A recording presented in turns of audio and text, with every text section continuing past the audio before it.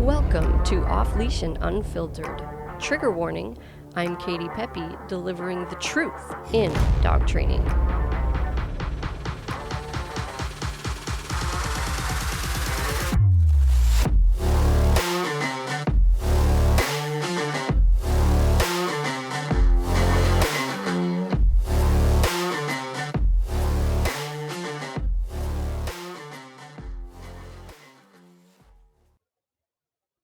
Have you ever wondered why sometimes it's so difficult to get your dog to listen to you?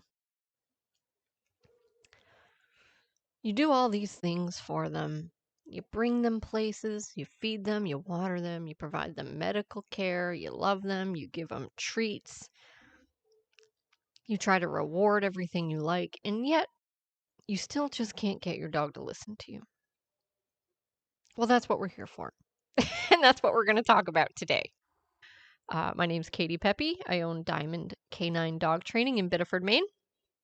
We specialize in e-collar training for off-leash obedience and behavior modification.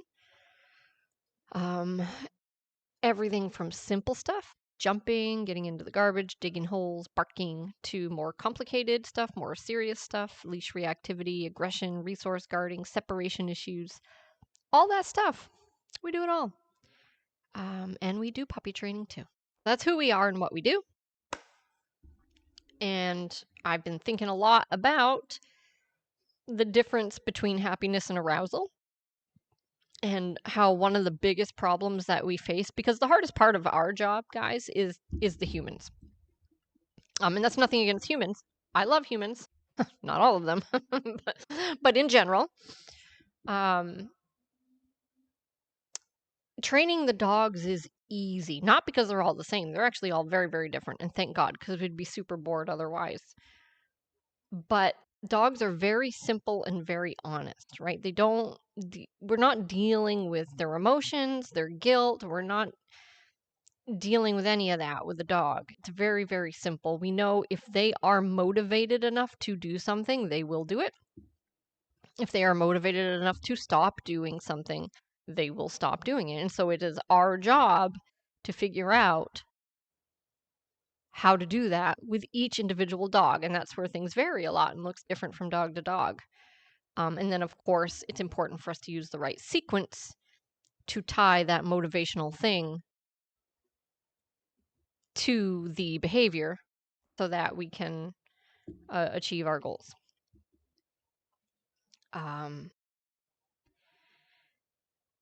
It's the human that's a little more complicated, right? Because we're dealing with an animal that has a much broader cognitive ability, and some humans tend to make very, very emotionally driven decisions, which, by the way, is not good, right? I'm not saying ignore your emotions.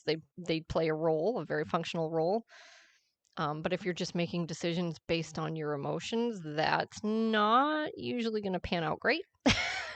So we have to make very calculated decisions based on evidence and history and what we see with our own eyes and, all these things. Because your feelings will lie to you sometimes, right? And that's their job. So that's one of our biggest challenges as dog trainers, is helping people overcome all that stuff to reach their goals. And here is just one very specific thing that ties into this challenge.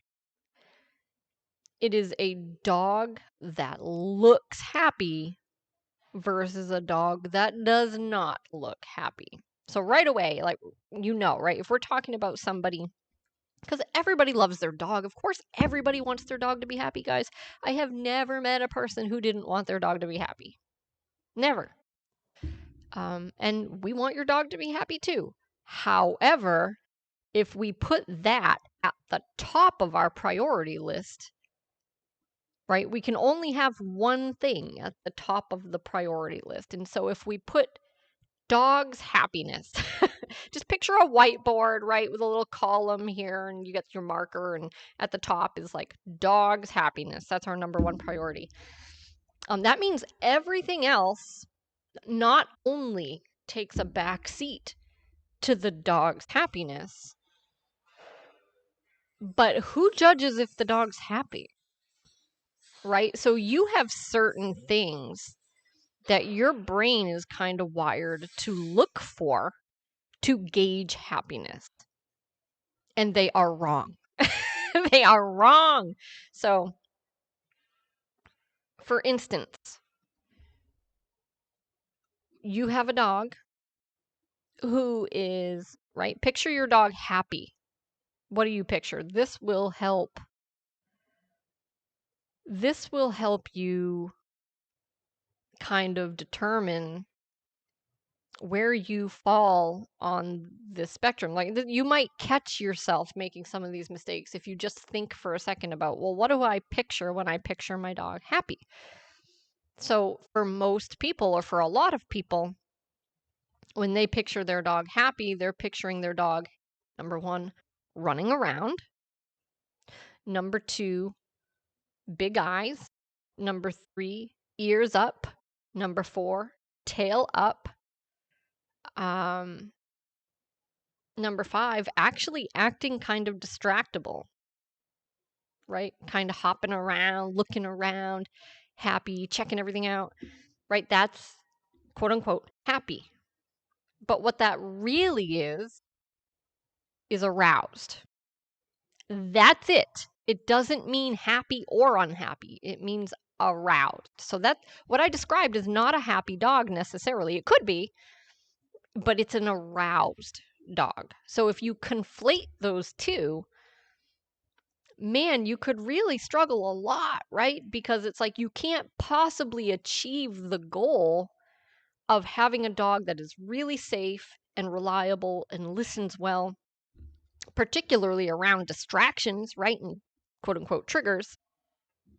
If you insist on having them in that state of arousal, right? So you have two competing goals and you don't even know it. I had a person once, and I actually still see them quite regularly. We won't go there. I had a person once who trained their dog here. The dog was actually bred to be a service dog and was quite mellow and well behaved. But she had a problem with the dog chewing things in the house, like stealing socks and stuff. And so, I mean, that's the easiest fix in the world, guys. Like, there just isn't, you couldn't ask me an easier question than how to stop it. You don't even need a lesson with me on how to stop that. I can just tell you how to stop that, and you can stop it right now. Very, very easy, right? If you've been listening to me for any length of time, you probably know that. So I gave her the instructions, and I will share them with you happily, which was put an e-collar on your dog, which of course we did at the beginning of her program because she was doing a program. The second your dog goes to steal the socks or whatever it is that they're going to chew, you will say no, and then you will follow that no with an intolerable correction. On your e-collar, most likely, right? Because that's the point in the e-collar, is it's very easy, practical. And we have the whole spectrum of corrections available to us. So if you have a sensitive dog, maybe it's a 20. If you have a really insensitive dog, maybe it's 100, right? Maybe it's somewhere in the middle. I don't know, but it has to be high. And you don't want to use the lowest possible number because you're just going to screw yourself if you do that. So it needs to be an intolerable consequence. But you mark the behavior with a no, then you provide the consequence. Easy peasy, lemon squeezy. Like, just does not get easier than that. The second piece, though, I will say, is do not give your dog any freedom where you're not watching. Not for a while, right? You want to put them in that situation a number of times and see them make a different decision before you just trust them. You can't just assume that one correction is going to fix it. And so, because dogs sometimes they need to see a pattern, they need some reps. So if your dog goes back to it when you're not looking and gets away with it, you've now kind of set yourself back a little because you've created the wrong pattern. Your dog needs to believe that every time they do that behavior, there will be an intolerable consequence, and then that behavior is eliminated, goes away. Super easy. And her dog was an easy dog. So she corrected the dog for this behavior and it stopped doing it. You would think that would be a good thing, right? But here's the thing, it wasn't. It wasn't. It wasn't a good thing. And it's funny because we see this phenomenon sometimes where somebody will have a problem with their dog that they want us to fix, and then when we fix it, they're unhappy about it. And the reason they're unhappy about it is because doing that behavior made their dog aroused. And they actually liked that. They liked seeing their dog in that state of arousal because they considered that happy. And so then we were the bad guys that took that happy thing away. Right? We didn't make the dog an unhappy dog. The dog just couldn't chew socks anymore. Like, I mean, really, if your whole life depends on chewing socks, it tells me your life is lacking something. But she said, the dog would just kind of lay around now and not like do anything. But that's what the dog was bred to do, is a service dog. Right? So the dog was already a pretty mellow, laid back dog. It wasn't a high energy, intense, drivey dog. That wasn't what she had. She had a mellow, laid back service dog. And so once she took away the one thing the dog kept doing, which was going around the house looking for some trouble to get into, find some socks or other garments and chew on them. Once she took that away, the dog just hung out. That's what they should do anyway in the house, guys. But here's the thing. If you want to see your dog, quote unquote, happy, which really means aroused, so take them out and throw the ball around. Take them swimming. Take them for a walk. Take them, go do something. Go do some off-leash stuff. Go for a hike. Right? It's not that your dog can't be that way, but that really shouldn't be their default state. That is a problem. That is not a good thing. So I got to tell you, 90% of the day, I'm not walking around here giggling and laughing and, flailing my body around. And if I was, people would think there was something wrong with me, right? Because there would be, right? They'd be like, what is she on coke? Like, what is her problem? Right? But for some reason, we just don't always see it that way with our dogs. We just think, oh, that's a happy dog. Right? And then when they're just hanging out, just laying around, just sitting still, we're like, well, that's a miserable dog. But it's not a miserable dog. It's just a nice, calm dog who's chilling out. Right? It would be like if someone happened upon me just laying on the beach, enjoying the sun, and they'd be like, well, that's a miserable person. No, I'm not miserable. I'm just chill. What is wrong with that? I promise you, just because your dog isn't running around, tongue flapping out of its mouth, tail up, ears up, that doesn't mean they're unhappy just because they're not doing that stuff. Right? And I guarantee you, they will still do it when you invite them to, which is how it should be. Right? Otherwise, your dog is just helpless. They're just controlled by their impulses. They're just a victim of it all the time, right? And then your dog can't listen to you either because they're always over aroused.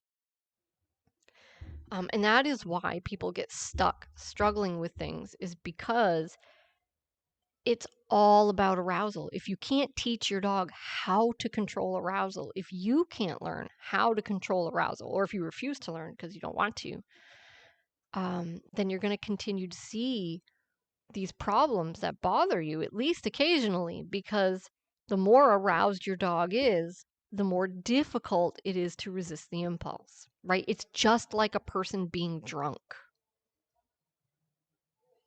Arousal is essentially being drunk. It has to be regulated or it's not healthy, right? You can't just do that all day. And then, which kind of leads me into a somewhat unrelated point, but if you have your dog interacting with any other dogs, hopefully dogs not strange dogs, but either way, When your dog, the more aroused your dog gets, and different dogs get to different levels of arousal, right? Especially when you see like a lot of the bully breeds, a lot of the pitties, they tend to get more aroused and more stimulated faster. They tend to be serious dopamine addicts. Like they're always just looking for something to get them stimulated. They tend to be very, very intense. But any dog, this can be the case with. Absolutely any. We've seen it with, hundreds of dogs, all different breeds.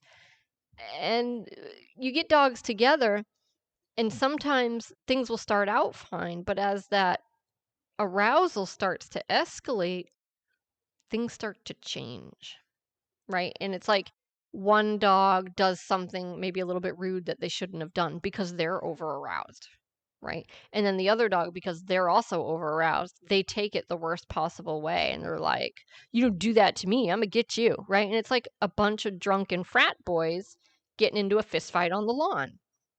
Someone says the wrong thing, someone takes it the wrong way. Next thing you know, I kill you. So it really pays to know how to control your dog's arousal and to teach them how to control arousal, right? So you have an off switch. So when you say no more, you can shut it off. So, so important. But it's also important that we as individuals are not like wanting to see our dogs walking around like that all day. It's just stupid, right? I've got nothing against a happy dog. Love a happy dog. But your dog doesn't have to be, first of all, they don't even have to be doing something. But if they are, they don't have to be doing it in the most frantic, excitable, intense way possible. I let one of our board and train dogs play with one of our other board and train dogs the other day because I've had them both long enough. They both have the training under their belt and their personalities are pretty they mesh pretty well and they're pretty easygoing dogs for the most part. But one of them is just a really like happy-go-lucky, super social lab. And the other one is a poodle. Well, the lab just bulldozes the poodle with his excitement, right? So he just kind of comes over and will like body slam you with excitement. And that's bad news bears. Like, that's going to set a dog off. He needs to learn how to dial that back. Right? And that's also a pretty good example of like a dog that's so aroused and so stimulated that he becomes a bit rude, right? So it's just like that drunk guy. We went to a Chinese restaurant one time, and my daughter's like, her memory of this restaurant is just this guy that was in the lobby, just super drunk, like yelling at the host. Anyway, that has nothing to do with it. But that's what happens. Like you get too worked up, you get too intoxicated, you start saying and doing stuff you're not supposed to that you shouldn't. Even if you're generally good-natured, and then all it takes is the other person being a little worked up, being a little intoxicated, right? It's the same with dogs, and so you got to think of arousal that way. Your dog's default state should be calm. So most people have to work pretty hard to reverse that because most people have it backwards when we meet them, right? We meet them and the norm is that their dog goes through the whole day, and there's varying degrees of this. Some of them are right out of their gourd, right? And then some of them aren't, but it could range from they have a dog that's pretty calm, but every time there's a distraction, they just kind of hang up the phone on their owner, right? That's super common. Almost everybody is there when we meet them. But then some dogs, it's like they never shut it off. They're always looking for something to get into. They're always looking for something to stimulate their senses. They always have to be busy. They will chew anything they can get in their mouth. And we just kind of start to think that that's normal, right? And that's how our dog functions. And when we see that, we see a happy dog, right? You give them a bone, happy dog. You see them chewing a stick, happy dog. Looking for socks to get into, happy dog. Whatever it might be. And then when people do the training and like their dog's just laying at my feet being calm, even when the people walk in the room most of the time, not always. We can talk about that on another episode. But it's almost like, oh my God, did we break their spirit? Whatever that means. It's our least favorite line, by the way.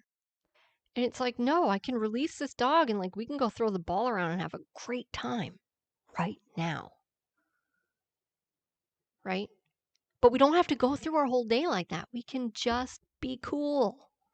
We can be calm, polite, respectful, and super comfortable in our own skin, just laying down. We can control our state of mind now instead of the other way around where our state of mind controls us and we're just helpless to resist impulses. It's such a game changer. So if you're one of those people where when you picture your dog happy, you're picturing all these excited things, I want you to start to try to change your perspective about what a happy dog is. Because in my mind, a happy dog is a fulfilled dog who is safe and responsive. Right? A fulfilled dog will obviously have food, water, shelter, affection, exercise. Not necessarily in that order, but they'll have all those things, all the things that they need. And they'll have a relationship with their human where they listen so that they can be safe. And so everyone around them can be safe. And so that they can then have, that will open up their world, right? They can go more places. They can do more things with their family because they're able to control their arousal. They're able to listen. You're able to get them all worked up and excited when it's time, and then you're able to shut it off when you want to. To me, that's a happy dog. Right, so a happy dog shouldn't look like they're on cocaine all day. That's not a happy dog. In fact, I would argue that in a lot of cases is a really stressed out dog. And I can't think of a better example of that than at the dog park or at doggy daycare, where you've got just masses of dogs all thrown together, all different personalities. Half of them don't want to be there, but their owner thinks they do. And they're often being bullied and pestered and bothered, but they're running around with their tail up and they look like they're smiling, so everyone thinks they're having a good time. And oftentimes that smile, that mouth kind of pulled back real tight, is just a real sign of stress. When dogs are uncomfortable, they'll do that. If you watch in those settings, and I'm sure you can find plenty of videos even on YouTube, if you start watching closely, you will start to notice there are dogs that are not having a good time, but they look happy. They look happy to their owners. And so it's really, really hard too when we meet people and we're like, well, we really discourage doggy daycare and dog parks. There's a lot of risk. There's very little benefit. It generally erodes the things that we're trying to teach and train. So it really isn't recommended. And it's hard to get people to buy into that because they feel like their dog is happy there. Again, it's frantic, it's chaotic. And I'm not saying the dogs are never happy there, but even the dogs that are probably aren't happy the whole time. But they're spending the whole day on cocaine. Not cool, not helpful, guys. And they might actually be super stressed out. So if you don't really know, you don't know what you don't know, right? So if all you're going by are these markers in your head that you think indicate happiness, you might be way off. Like maybe your dog's not happy there, right? Maybe they're having a lot of uncomfortable interactions. So we see more problems than good come out of those settings for that reason. Because even the dogs that are social and do kind of have a good time, they're not learning good stuff there. I can assure you of that. So they're learning a lot of overstimulation, overexcitement, and they're learning to either be pestered or to pester others. They're learning they have to protect their own space because nobody else will. They're learning when they see another dog that that dog is going to run over and bother them, even if they don't want them to. Or that every time they see a dog, they can run over and bother that dog. And these are not the things that we want dogs to learn. There's just no good to come out of that. It's bad news bears, guys. But again, everyone thinks, oh, my dog is there. He has a great time. He comes home. He's super tired. It's like, yeah, he's exhausted for fighting for his life all day. But your dog should also, they should just be able to be good and shut things off, whether they've had that much exercise or not. Right? And that kind of frantic exercise is not the best kind of exercise. Even fetch, if there's no rules, like it's not the best kind of exercise. Right? It's not the worst. I mean, you do what you got to do with what you've got. But ideally, we want productive exercise that works both the body and the mind, right? Or we want to incorporate some kind of structure into it where, like, we still ask the dogs for things and they can do them.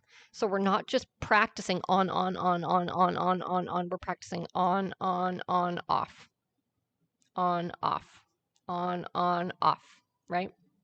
Go get the ball, but then I'm going to ask you to bring it back. I'm going to ask you to drop it. I might ask you to hold it down, right? So you can incorporate all these things into your play that make it so much more productive, that sharpen your off switch, that sharpen your impulse control, that get your dog more engaged and more listening and really just learning how to be excited, shut it off, be excited, shut it off. And they're getting their physical exercise. Like, really, that's ideal. But, you can turn them loose at doggy daycare and just let them all pummel each other, push each other around, treat each other like their own personal treadmills, learn all kinds of crappy behavior, and then they'll come home and take a nap. And I mean, if that makes you happy, then I guess it's none of my business. But so change your perspective, guys, on what a happy dog is. Think about what you picture as a happy dog.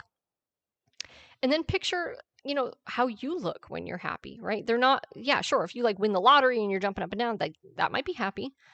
But there are plenty of times where you're perfectly happy and you're just chilling. Like, your dog should do that too. And this whole spirit crushing thing, it's just not real. It's just not real. Like, you'd have to be a sadistic son of a bitch that just puts your remote on 100 and just rings it like a doorbell all the time for fun. Consequences or asking your dog to be calm, that is not going to crush your dog's spirit. It's not going to do any such thing. It's going to strengthen your relationship, and you're going to have a better bond with your dog than you did before. That's it for today, guys. Thanks for joining me, and I look forward to next time.